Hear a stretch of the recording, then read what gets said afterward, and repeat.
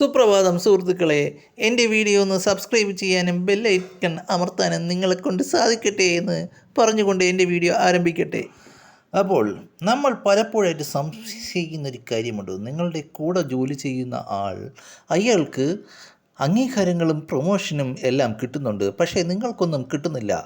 ആ ആൾ തൻ്റെ ലക്ഷ്യത്തിൽ എത്തിച്ചേരുകയും തൻ്റെ ജോലി വളരെ മനോഹരമായ രീതിയിൽ കംപ്ലീറ്റ് ചെയ്യുകയും അധികാരികളിൽ നിന്നും ബാഡ്ജും മറ്റ് കാര്യങ്ങളുമെല്ലാം നേടിയെടുക്കുകയും ചെയ്യുന്നു. അപ്പോൾ നിങ്ങൾ ഇതൊക്കെ നോക്കിക്കൊണ്ടിരിക്കുകയാണ്. അയാളുടെ വിജയം ആഘോഷിക്കുന്നത്, അയാൾക്ക് പ്രൊമോഷനുകൾ കിട്ടിക്കൊണ്ടേയിരിക്കുന്നു. പക്ഷേ താങ്കളുടെ ജോലിയൊന്നും ചെയ്യാൻ പറ്റാതെ, പ്രൊമോഷൻ എങ്ങനെ കിട്ടുമെന്ന് അറിയാതെ, ഇങ്ങനെ അന്തവും കുന്തവും ഇല്ലാതെ അസൂയയോട് കൂടി മറ്റുള്ളവർ നോക്കിക്കണ്ടുകൊണ്ടിരിക്കുന്നു. അങ്ങനെ കരഞ്ഞ് അവനെ ആട്ടിത്തുപ്പിയിട്ട് എങ്ങനെ തൻ്റെ ഗോൾ അച്ചീവ് ചെയ്യാമെന്ന് ആലോചിക്കുന്നവർ തൊട്ട് ഞാനൊരു ഉപായം പറഞ്ഞു തരാം. അതാണ് GPS എന്നത്. ജിയോ സ്റ്റേഷനറി സാറ്റലൈറ്റ് എന്നതല്ല. അതിൻ്റെ അർത്ഥമെന്ന് പറയുന്നത് ഗോൾ, പ്രോബ്ലം ആൻഡ് സൊല്യൂഷൻ എന്നതാണ്. ഞാനൊന്ന് വിശദീകരിച്ചൊന്ന് പറഞ്ഞു തരാം. നമ്മളിപ്പോൾ ഒരു എക്സാമ്പിൾ എടുക്കുകയാണ്. ഏത് എക്സാമ്പിൾ എന്ന് വെച്ചാൽ, നിങ്ങളൊരു സോഫ്റ്റ്വെയർ കമ്പനിയിലാണ് വർക്ക് ചെയ്യുന്നത് എന്ന് വിചാരിക്കുക.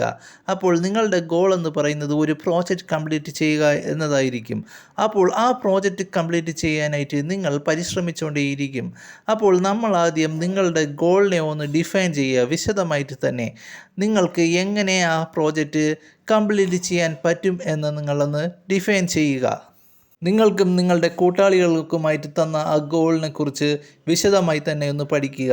അതിൻ്റെ എല്ലാ വശങ്ങളും നിങ്ങൾ ഒന്ന് ചെക്ക് ചെയ്യുക. ആ ഗോളിൻ്റെ അതിൻ്റെ മുക്കും മൂലയും തിരഞ്ഞ് നിങ്ങൾ പരിശോധിക്കുക എങ്ങനെ നമുക്ക് ആ ഗോൾ ചെയ്യാനായിട്ട് പറ്റും എന്നത്. പിന്നീടുള്ള കാര്യമെന്ന് പറയുന്നത്, ആ ഗോൾ ചെയ്തുകൊണ്ടിരിക്കുമ്പോൾ സംഭവിക്കുന്ന കൺഫ്യൂഷനും പ്രോബ്ലത്തിനെ കുറിച്ചാണ് നമ്മൾ ഇനി അടുത്ത് ഡിസ്കസ് ചെയ്യാൻ പോകുന്നത്. ചിലപ്പോൾ ആ പ്രോജക്റ്റ് ചെയ്തുകൊണ്ടിരിക്കുമ്പോൾ നിങ്ങൾക്ക് ഒരുപാട് തരത്തിലുള്ള എററും ബഗ്ഗുമൊക്കെ അതിൽ ഉത്ഭവിക്കുകയാണെങ്കിൽ അതൊരു പ്രോബ്ലമായിട്ട് നിങ്ങൾക്ക് മനസ്സിലാക്കാനായിട്ട് സാധിക്കുന്നതാണ്. നിങ്ങൾ ആ പ്രോബ്ലത്തിനെ കുറിച്ച് വിശദമായിട്ട് പഠിക്കുകയാണെങ്കിൽ അതിൻ്റെ ഉള്ളൊരു സൊല്യൂഷൻ എന്താണെന്ന് നിങ്ങൾക്ക് കണ്ടെത്താനായിട്ട് സാധിക്കും. ആ സൊല്യൂഷന് വേണ്ടി നിങ്ങൾക്ക് അധ്വാനിക്കേണ്ടതായിട്ട് വരും. അപ്പോൾ ചിലപ്പോൾ ഒരു വലിയൊരു പ്രോസസ്സായിരിക്കും. അതും ഒരു പ്രോബ്ലമാണ്. അതിനുവേണ്ടി നമ്മൾ ചെയ്യേണ്ടതെന്ന് പറഞ്ഞാൽ, നമ്മൾ ആ വർക്കിനെ ഡിവൈഡ് ചെയ്യുക. ചെറിയ 20 മിനിറ്റുള്ള വർക്കായിട്ട് ഡിവൈഡ് ചെയ്യുക. എന്നിട്ട് ആ 20 മിനിറ്റും ആ ചെറിയ വർക്കിന് വേണ്ടി ആയിട്ട് മാക്സിമം സമയം എഫിഷ്യൻ്റായിട്ട് യൂട്ടിലൈസ് ചെയ്യുക. അപ്പോൾ നമുക്ക് ചെറിയ കഷ്ണങ്ങളാക്കിയ വർക്കിനെ പെട്ടെന്ന് തന്നെ ചെയ്തു തീർക്കാനായിട്ട് സാധിക്കും, ഒന്നിച്ചെടുത്ത് എല്ലാം കൂടെ ചെയ്യാതെ. അങ്ങനെ നമ്മൾ ആ 20 മിനിറ്റ് കഴിഞ്ഞിട്ടൊരു ബ്രേക്ക് എടുക്കുക. ബ്രേക്ക് എടുത്തതിന് ശേഷം പതുക്കെ അടുത്തൊരു വർക്ക് സമാധാനത്തോടു കൂടി ഇരുന്ന് ചെയ്യുക. അങ്ങനെ നമുക്ക് നമ്മുടെ പ്രോജക്റ്റ് ചെയ്ത് വിജയിക്കാനായിട്ട് സാധിക്കും. ഇതിനൊരു ഉദാഹരണം പറയുകയാണെങ്കിൽ, ഇപ്പോൾ നിങ്ങൾക്ക് ഒരു സക്സസ്ഫുള്ളായിട്ടുള്ളൊരു ലോയർ ആവണമെന്നുണ്ടെങ്കിൽ നിങ്ങൾക്ക് ആദ്യം ആവശ്യമെന്നത് ഒരു ക്ലയൻറ്റിനെയാണ്. ക്ലയൻ്റ് ഉണ്ടെങ്കിൽ മാത്രമല്ലേ നിങ്ങൾക്ക് കോടതിയിൽ ചെന്ന് വാദം വാദിക്കാനായിട്ട് സാധിക്കത്തുള്ളൂ. അപ്പോൾ നിങ്ങൾ അത് ഏത് ഏരിയ എന്ന് സ്പെസിഫൈ ചെയ്യണം. നിങ്ങളൊരു ആക്സിഡൻറ്റ് കേസാണോ, ഡൈവേഴ്സ് കേസാണോ, അതോ ഒരു ക്രിമിനൽ ലായറോ എന്ന് സ്പെസിഫൈ ചെയ്തിട്ട് വേണം നിങ്ങൾ ആ പ്രൊഫഷനിലോട്ട് ഇറങ്ങിത്തിരിക്കാനായിട്ട്. മൊത്തം കാലും എടുത്ത് കുളത്തിലെ വെള്ളം മൊത്തം കലക്കിയാൽ നിങ്ങൾക്കൊന്നും ചെയ്യാനായിട്ട് സാധിക്കത്തില്ല. അപ്പോൾ നമ്മൾ ചെയ്യേണ്ട കാര്യമെന്ന് പറയുന്നത്, കോടതിയിൽ പോയി വക്കീലായിട്ട് നമുക്ക് വാദിക്കണമെങ്കിൽ ആദ്യം ക്ലയൻറ്റ് വേണം. ഇപ്പോൾ ഞാൻ ഒരു ഉദാഹരണം പറയുകയാണെങ്കിൽ, നമ്മളൊരു ആക്സിഡൻറ്റ് കേസ് സ്പെഷ്യലൈസ് ചെയ്യുന്നൊരു വക്കീലാണെന്ന് വിചാരിക്കുക. അപ്പോൾ നമുക്ക് ആക്സിഡൻറ്റ് പറ്റിയ ആൾ എവിടെയാണ്, ഏത് ആശുപത്രിയിലാണ് കിടക്കുന്നതെന്ന് ഒക്കെ നമുക്ക് അറിയാനായിട്ട് സാധിക്കണം. അപ്പോൾ അയാളടുത്ത് പോയി നമുക്ക് കേസ് ഏറ്റെടുക്കേണ്ടതായിട്ട് വരും. അതിന് നമുക്ക് കുറേ സഹായങ്ങൾ വേണ്ടി വരും. അതായത് നമ്മളൊരു ബ്രോക്കറിനെ ഏൽപ്പിക്കുക. അപ്പോൾ ആ ബ്രോക്കർ കറക്റ്റായിട്ടൊരു ആശുപത്രിയിലുള്ള സ്പോട്ടിലൊക്കെ ചുറ്റിപ്പറ്റി നടന്നിട്ട് ആളെ പോയി കണ്ട് കൺവിൻസ് ചെയ്ത് ഇതൊരു അടിപൊളി വക്കീലാണെന്നൊക്കെ പറഞ്ഞ് നിങ്ങളടുത്തും വന്ന് പറയും അങ്ങനെ ഒരു ആക്സിഡൻറ്റ് കേസുള്ള കാര്യമൊക്കെ. എന്നിട്ട് നിങ്ങൾ അയാളടുത്ത് പോയിട്ട് ആ വക്കാലത്ത് അങ്ങ് ഒപ്പിട്ട് വാങ്ങുക. എന്നിട്ട് നിങ്ങൾ തെളിവൊക്കെ അങ്ങ് ശേഖരിക്കേണ്ടതായിട്ട് വരും. എന്തൊക്കെ തെളിവാണ് ഒരു ആക്സിഡൻറ്റ് കേസിൽ ഉള്ളത്? ഒന്നെന്ന് പറയുന്നത് പ്രധാനമായിട്ട് ഒരു ഐ വിറ്റ്നസ് തന്നെയാണ്. പിന്നെ ഉള്ളതെന്ന് പറയുന്നത് CCTV എവിഡൻസൊക്കെ നിങ്ങൾക്ക് ശേഖരിക്കേണ്ടതായിട്ട് വരും. അങ്ങനെ നിങ്ങൾ ആ കേസിന് ബലം കൂട്ടിയിട്ട് ആ ആൾക്ക് മാക്സിമം ആയിട്ടുള്ളൊരു എമൗണ്ട് നിങ്ങൾ കോമ്പൻസേഷനായിട്ട് വാങ്ങിച്ചു കൊടുക്കാനായിട്ട് നിങ്ങൾക്ക് സാധിക്കുകയും നല്ലൊരു ഫീസ് അയാളിൽ നിന്നും ഈടാക്കാനായിട്ട് സാധിക്കുകയും ചെയ്യും. അങ്ങനെ നിങ്ങൾക്ക് നിങ്ങളുടെ പ്രൊഫഷനിൽ നല്ല രീതിയിൽ തന്നെ വിജയിക്കാനായിട്ട് സാധിക്കുകയും ചെയ്യും. അടുത്തൊരു ഉദാഹരണത്തിലോട്ട് ഞാൻ കടക്കുകയാണ്. നിങ്ങളിപ്പോൾ ഒരു ഡൈവോഴ്സ് കേസ് വാദിക്കുന്ന വക്കീലാണെന്ന് വിചാരിക്കുക.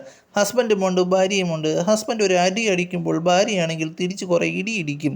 അങ്ങനെ ഇതിപ്പോൾ ഈ ഒരു ഡൈവോഴ്സ് കേസ് എന്ന് പറയുന്നത് ഇന്ത്യയിൽ ട്രെൻഡിങ് ആയിക്കൊണ്ടിരിക്കുന്ന ഒരു സംഭവമാണ്. നേരത്തെ കാലഘട്ടത്തിനേക്കാൾ അപേക്ഷിച്ച് ഇപ്പോൾ കൂടുതലായിട്ടും ഡൈവോഴ്സുകൾ നടക്കുന്നുണ്ട്. അപ്പോൾ വളരെയധികം ജോലി സാധ്യതയുള്ളൊരു കേസാണ് ഡൈവോഴ്സ് എന്ന് പറയുന്നത്. അങ്ങനെ നിങ്ങൾക്ക് ആ കേസ് ഫയലിൽ ഇപ്പോൾ നിങ്ങൾ ഹസ്ബൻഡിൻ്റെ കൂടെ നിൽക്കുകയാണെങ്കിൽ അയാൾക്ക് മിനിമം ആയിട്ടുള്ള ഡാമേജ് ഉണ്ടാകുന്ന രീതിയിൽ കേസ് അവസാനിപ്പിക്കാനായിട്ട് സാധിക്കുന്നതാണ് നിങ്ങൾ ശ്രദ്ധിക്കേണ്ടത്. അങ്ങനെ ഹസ്ബൻഡിൻ്റെ കയ്യിൽ നിന്നും വലിയ കോമ്പൻസേഷൻ ഒന്നും കൊടുക്കാത്ത രീതിയിൽ നിങ്ങൾ കേസ് വാദിച്ച് അവസാനിപ്പിക്കേണ്ടതാണ്. നിങ്ങൾ ചെയ്യേണ്ട കാര്യമെന്ന് പറയുന്നത് ഹസ്ബൻഡാണ് ഇവിടെ പീഡനത്തിന് ഇരയായതെന്നും ഹസ്ബൻഡ് ഒരു വിക്റ്റിമാണെന്നുമുള്ള രീതിയിൽ വാദിച്ച് പാവപ്പെട്ട ആ മനുഷ്യനെ വെറുതെ ക്രൂശിക്കുകയാണെന്നൊക്കെ നിങ്ങൾ കോടതിയിൽ സ്ഥാപിക്കേണ്ടതായിട്ട് വരും. ആ ഹസ്ബൻഡ് അവിടെ ഇടിയും ചവിട്ടും തൊഴിയും കൊണ്ട് ആണ് അവിടെ കിടക്കുന്നതെന്നും അയാൾക്ക് പാവപ്പെട്ട ഒരു ആളാണെന്നും പറഞ്ഞ് അയാളെ മാക്സിമം അങ്ങ് സപ്പോർട്ട് ചെയ്യേണ്ടതായിട്ട് വരും. അങ്ങനെ ആ സപ്പോർട്ടിൽ ജഡ്ജി വീഴണം. അങ്ങനെ ഹസ്ബൻഡിനെ നിങ്ങൾ ഒരു പുണ്യാളനായിട്ട് തന്നെ പ്രഖ്യാപിക്കേണ്ടതായിട്ട് വരും. അങ്ങനെ താടിക്കിട്ട് കിഴുക്കും ഒക്കെ കിട്ടിയ ആ പാവപ്പെട്ട മനുഷ്യനെ നിങ്ങൾ രക്ഷിച്ചെടുത്തു എന്നുള്ള രീതിയിൽ കേസ് അവസാനിപ്പിക്കേണ്ടതായിട്ട് വരും. പിന്നെയുള്ള കാര്യമെന്ന് പറഞ്ഞാൽ നിങ്ങളൊരു ഭാര്യയുടെ ഭാഗത്തു നിന്നാണ് വാദിക്കുന്ന വക്കീലാണെന്ന് വിചാരിക്കുക എങ്കിൽ അവർക്ക് മാക്സിമം കോമ്പൻസേഷൻ തുക തന്നെ വാങ്ങിച്ചു കൊടുത്ത് നിങ്ങൾക്ക് നിങ്ങളുടെ കേസ് അവസാനിപ്പിക്കേണ്ടതാണ്. കാരണമെന്ന് പറയുന്നത് അവർ ആ തുക മൊത്തം ബാഗിൽ വാരിയിട്ടുകൊണ്ട് വീട്ടിൽ പോകുമ്പോൾ നിങ്ങൾക്ക് അതിനൊത്ത ഫീസും കിട്ടുന്നതായിരിക്കും.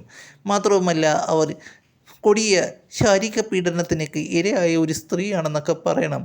അങ്ങനെ അബലയും ചബലയും ആയ സ്ത്രീ ആ വിവാഹ ബന്ധനത്താൽ കിടന്ന് നരയിക്കുകയാണെന്നും അവരെ ആ വിവാഹത്തിൽ നിന്നും മോചിപ്പിക്കണം എന്ന് പറഞ്ഞ് നിങ്ങൾ ആ കേസ് അവസാനിപ്പിച്ച് അവർക്ക് നല്ലൊരു കോമ്പൻസേഷൻ വാങ്ങിച്ചു കൊടുക്കണം. ആ ഇടിയൊക്കെ കൊണ്ട് നിസ്സഹായായ സ്ത്രീ എന്ത് ചെയ്യണമെന്ന് അറിയാതെ ഈ കോടതിയുടെ മുന്നിൽ കിടന്ന് വിലപിക്കുകയാണെന്നും പറഞ്ഞ് അവർക്ക് എത്രയും വേഗം തന്നെ ഡൈവേഴ്സ് കൊടുക്കണമെന്നും പറഞ്ഞും നല്ലൊരു തുക കോമ്പൻസേഷനായിട്ട് വാങ്ങിച്ചു കൊടുക്കാനായിട്ടും സാധിക്കണം. അങ്ങനെ ഭാര്യയുടെ പക്ഷത്തു നിന്നും വാദിച്ച് ആ കേസ് അവർക്ക് അനുകൂലമായുള്ള രീതിയിൽ പര്യവസാനിപ്പിക്കണം. അതവിടെയാണ് നിങ്ങളുടെ വിജയം. ഇനി അടുത്തത് നിങ്ങൾ ഒരു ക്രിമിനൽ ലോയറാണെന്ന് വിചാരിക്കുക. ഒരു ക്രിമിനൽ അവിടെ നിങ്ങളുടെ മുന്നിൽ നിൽക്കുകയാണെന്നാണ് നിങ്ങൾ വിചാരിക്കേണ്ടത്. അപ്പോൾ നിങ്ങൾ വിക്ടിമിൻ്റെ ഭാഗത്തു നിന്നാണ് കേസ് വാദിക്കുന്നത്. ആ വിക്ടിമിനെ കാണുമ്പോൾ തന്നെ കോടതിക്ക് അലിവ് തോന്നുന്ന രീതിയിൽ നിങ്ങൾ അവിടെ അവതരിപ്പിക്കണം. പാവപ്പെട്ട വിക്ടിം വളരെയധികം കൊടിയ പീഡനത്തിന് ഇരയായിട്ടുണ്ടെന്ന് നിങ്ങൾ കോടതിയുടെ മുന്നിൽ വാദിക്കണം. ശാരീരിക പീഡനത്തിന് ഉപരി മാനസികമായിട്ടുള്ള പീഡനത്തിനൊക്കെയാണ് ആ വിക്ടിം ഇരയായിട്ടുള്ളതെന്ന് പറഞ്ഞ ആ ക്രിമിനലിന് തൂക്കുകയറിയതിനെ വാങ്ങിച്ചു കൊടുക്കാനായിട്ട് സാധിക്കുന്നുണ്ടെങ്കിൽ അവിടെയാണ് നിങ്ങളുടെ വിജയം. ഇനി നിങ്ങൾ ആ ക്രിമിനലിന് വേണ്ടിയാണ് കേസ് വാദിക്കുന്നതെന്ന് വിചാരിക്കുക. അപ്പോൾ കേസ് ഇത്തിരി കടുപ്പമാണ്. അപ്പോൾ GPS മെത്തേഡ് നിങ്ങൾക്ക് അഡോപ്റ്റ് ചെയ്യാവുന്നതാണ്. ക്രിമിനലിനെ അപ്പോൾ അങ്ങനെ നിങ്ങൾക്ക് പുറത്ത് കൊണ്ടുവരാനായിട്ട് സാധിക്കും. ഇവിടെ ഗോൾ എന്ന് പറയുന്നത് ക്രിമിനലിനെ പുറത്ത് കൊണ്ടുവരിക എന്നതാണ്. അതിൽ P എന്ന് പറഞ്ഞ പ്രോബ്ലം എന്ന് പറയുന്നത് ആ ക്രിമിനലിനെതിരെയുള്ള തെളിവുകളാണ്. ആ ക്രിമിനലിനെ കേസിൽ നിന്നും ഒഴിവാക്കാനും ആ ക്രിമിനലിനെ പുറത്ത് കൊണ്ടുവരാനും സുഖമായിട്ട് അയാൾക്ക് പുറത്തു പോകാനും ടാറ്റയും ബൈയും പറഞ്ഞ് പോകാൻ സാധിക്കുന്നുണ്ടെങ്കിൽ അതാണ് നിങ്ങളുടെ വിജയം. ഇവിടെ നിങ്ങൾ പ്രോബ്ലത്തിനെ നോക്കുക, അയാളുടെ കേസ് ഫയലൊക്കെ നല്ല രീതിയിൽ പഠിക്കുക, ഇനി എന്താണ് ചെയ്യാൻ കഴിയുമെന്ന് ആലോചിക്കുക.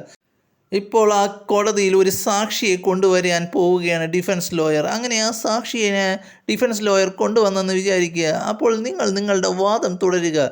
ആ സാക്ഷിയുടെ അടുത്ത് ചോദിക്കുക, നിങ്ങൾ കൺഫ്യൂഷൻ ഉണ്ടാക്കുന്ന രീതിയിലുള്ള സംസാരങ്ങളൊക്കെ സംസാരിച്ച് അവിടെ ഒരു പുകമറ സൃഷ്ടിക്കുക. അപ്പോൾ ആ ഐ വിറ്റ്നസിൻ്റെ അടുത്ത് തിരിച്ചും മറിച്ചും ചോദിക്കുക, നിങ്ങൾ ആ കുറ്റകൃത്യം കണ്ടോ എന്നുള്ള കാര്യം. അപ്പോൾ അയാൾ പറയുകയാണ്, ഞാൻ കണ്ടു, ആ ക്രിമിനൽ മറ്റേ പുള്ളിനെ ഇടിച്ച് കൊല്ലുന്നത് ഞാൻ കണ്ടു, കൂമ്പിനിട്ടിടിച്ച് കൊല്ലുന്നതാണ് ഞാൻ കണ്ടതെന്ന് ആ ഐ വിറ്റ്നസ് കട്ടയ്ക്ക് പറയുകയാണ്.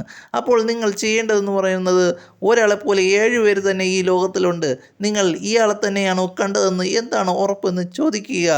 എന്നിട്ട് പറയുക, നിങ്ങൾക്ക് ചിലപ്പോൾ ആൾ മാറിക്കാണും, എൻ്റെ കക്ഷി ആളൊരു പാവമാണെന്നും ഇങ്ങനെയൊന്നും ചെയ്യുന്ന ആളല്ലെന്നും പറയുക. എന്നിട്ട് കോടതിയിൽ അയാളെപ്പോലെയുള്ള 2 പേരെയും കൂടെ അവിടെ ഹാജരാക്കുക. അങ്ങനെ ഒരു കൺഫ്യൂഷൻ അവിടെ സൃഷ്ടിക്കുക. അതിനുവേണ്ടി നിങ്ങൾക്ക് ആ ക്രിമിനലിൻ്റെ അച്ഛൻ പോയ വഴികളിലൂടെയൊക്കെ ചിലപ്പോൾ സഞ്ചരിക്കേണ്ടതായിട്ട് വരും. എന്നിട്ട് പറയുക, എൻ്റെ കക്ഷി ആ കൃത്യം നടക്കുന്ന സ്ഥലത്ത് പാലേപ്പള്ളിയിൽ ധ്യാനം കൂടാൻ പോവുകയാണെന്ന് പറയുക. അങ്ങനെ ആ നിഷ്കളങ്കനായ എൻ്റെ കക്ഷി വെറും നിരപരാധിയാണെന്ന് കോടതിയിൽ പറഞ്ഞ് സമർത്ഥിക്കുക. അങ്ങനെ കോടതിയെ പറഞ്ഞ് വിശ്വസിപ്പിക്കുക. നിങ്ങളുടെ കക്ഷി അങ്ങനെ നിരപരാധിയാണെന്ന് നിങ്ങൾക്ക് തെളിയിക്കാൻ സാധിക്കുകയാണെങ്കിൽ നിങ്ങൾക്ക് നിങ്ങളുടെ കക്ഷിയെ കേസിൽ നിന്നും കുറ്റവിമുക്തനാക്കാൻ സാധിക്കുന്നതായിരിക്കും. അങ്ങനെ നിങ്ങൾക്ക് വിജയിക്കാനും സാധിക്കുന്നതായിരിക്കും. എന്തായാലും ഇത്രയും പറഞ്ഞുകൊണ്ട് ഞാൻ ടാറ്റ പറഞ്ഞു പോകുന്നു. അടുത്ത വീഡിയോയിൽ കാണാം.